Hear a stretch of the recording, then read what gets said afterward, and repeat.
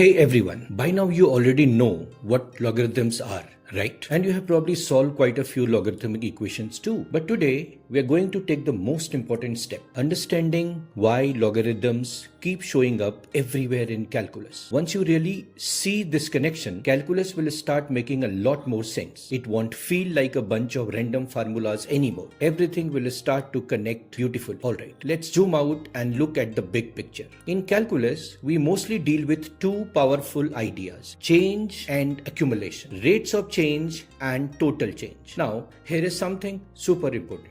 Many things in the real world don't grow in a straight line. They grow multiplicatively. Think about it. Population growth, radioactive decay, cooling and heating, money growing through compound interest, all of these follow exponential patterns. And whenever growth is exponential, logarithms naturally appear. That is not a coincidence. Logs and exponentials are inseparable partners. Now let's talk about the natural logarithm written as ln x. If you have noticed, ln x pops up again and again in calculus. So why is it so special? Because it is connected to the number e, the base of natural growth. Here is a key result to remember. The derivative of ln x is 1 over x. That's it. That is d by dx of ln x is 1 over x. It's one of the most fundamental result in calculus. And think about this. 1 upon x is not an exponential function, and it is definitely not linear either. It changes slowly. Exactly like how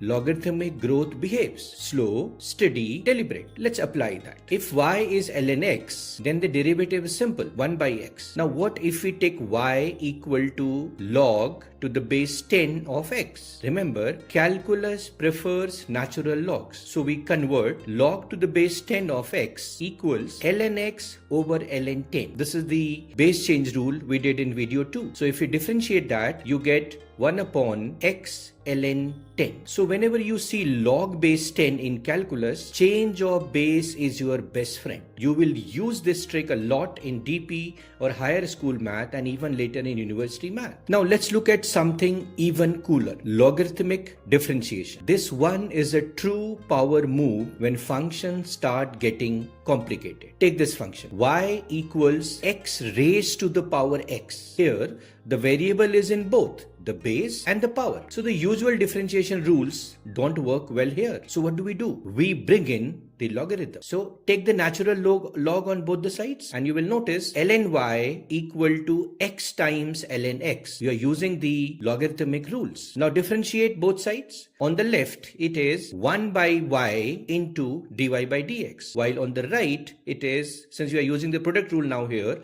it will be x times ln x. Multiply both sides by y again and you will get derivative of this y, that is dy by dx equals x raised to the power x times ln x plus 1. And that's it. Pure magic. This technique, logarithmic differentiation, is one of the most elegant and useful ideas you will use in DP and higher school math, or definitely in university level calculus as well. So you can also use this technique when the functions involve lots of products and quotients. For example, check this out. So it's a very complex function, and instead of expending everything and making life painful, take the log first. And you will notice it will become ln of y equals 3 times ln x squared plus 1 minus half times ln x. See how clean that looks now. You can get and easily now you can differentiate term by term. Then of course multiply back by y in the end. This trick saves a lot of time, reduces silly mistakes, and shows real mathematical maturity. Now let's turn the table from differentiation to integration. There is one integral that will follow you all through calculus, and that is integral of 1 over x. And the answer is ln of mod x plus c. You can see this absolute value here. That is because 1 over x works for both positive and negative x, while the log or ln works for positive values of x. This result pops up everywhere in area problems, differential equations, growth decay models, and so on. So whenever you integrate 1 over x, a logarithm will always appear. Now let's touch on differential equations for a moment. Suppose you have a situation where the rate of change is proportional to 1 over x. When you separate variables and integrate, guess what shows up? ln x. You will use this in physics, chemistry, and even in economics. And again, this is not a coincidence. Logs describe systems where change slows down as the quantity grows larger. So let's step back and make sense of it all in the real world. Exponential growth, like population or money with compound interest, grows extremely fast. But logarithmic growth, that is slow, gradual, and levels off over time. And calculus is the study of how things change and how that change changes. That is why calculus and logarithms are lifelong partners. You see them together in population models, radioactive decay, finance, cooling laws, and so on. They both describe two sides of the same coin. Okay, let's talk about some of the key takeaways. Logarithms appear in calculus because they describe slow growth. The derivative of ln x is 1 over x, one of the most fundamental results. Logarithmic differentiation helps in tackling complex functions elegantly.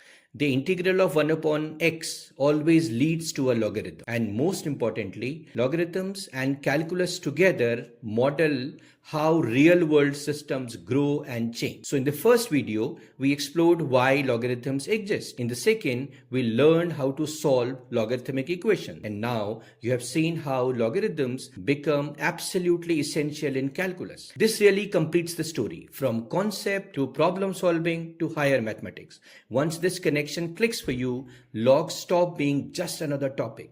They become a tool, and that is how mathematics is meant to be learned, with meaning and with connection.